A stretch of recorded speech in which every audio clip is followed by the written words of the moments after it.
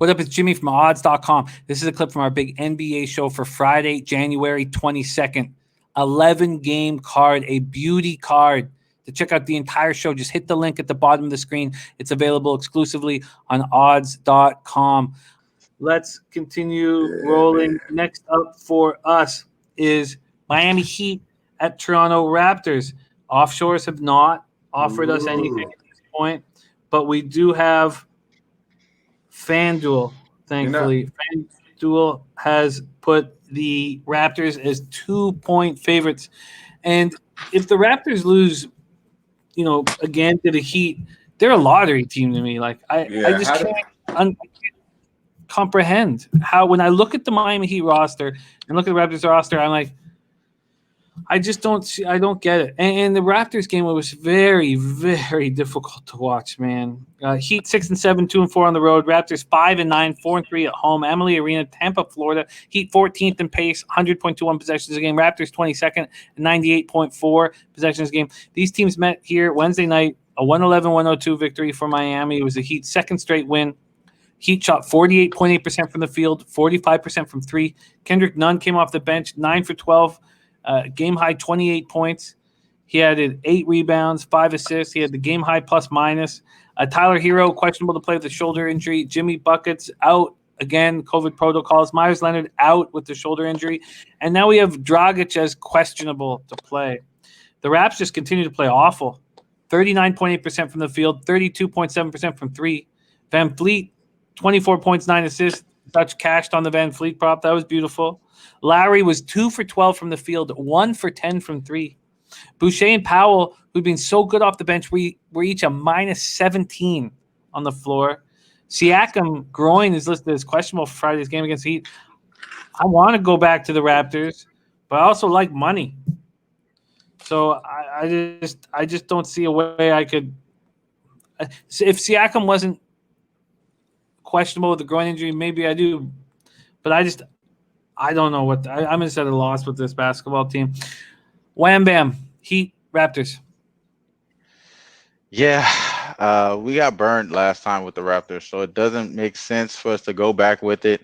Seemed like Nick Nurse wasn't ready for the zone, and that's all Miami does is zone defense. So I don't understand what the deal was there. But I mean, like you mentioned, Kendrick Nunn played amazing. 12 attempts, made 28 points. That was ridiculous. The Raps didn't shoot good at all from three, 32%, 49, and only made 16 of those. That's terrible. And like you mentioned, Kyle Lowry, bro, he shot 16% from the field, bro. That's not happening again. You know what I mean? I don't think that's happening again. That's why I do lean the Raptors. That's not going to happen again. The Heat has now covered 9 of the last 12 games against the Raptors. So, maybe it's just not going through customs or some shit. I don't understand, but I don't want to jump on. I don't want to jump on the Raptors, to be honest with you. But I do see the Raptors is definitely the spot here because, like you said, COVID issues. They're probably not going to throw Dragic out there again. He was injured the last time. I mean, we mentioned that. You know what I mean? I didn't think he was going to get that much burn. So it's interesting though, man. But I couldn't take it. I couldn't take it, bro. I almost want to take the Raptors early. You think they come out angry. And if they don't, there's a serious problem. And changes have to be made. Dutch, what do you think here, Raptors Heat? Yeah, you read my mind, Jimmy. And you being a Canadian, I like that shit, bro. So I got, like, everything to me, though, like, it screams Toronto spot. Miami, the numbers are Miami, though. 9-3 ATS last 12. Like you mentioned, Wham, versus the Raptors. So it's like, God damn, what's going on? And then 6-1 ATS last 7 on the road versus the Raptors. But also, they're not going through customs now. This shit is right up the road in Tampa, so it's even a shorter trip. And then, the Raptors are 4-10 ATS on the season.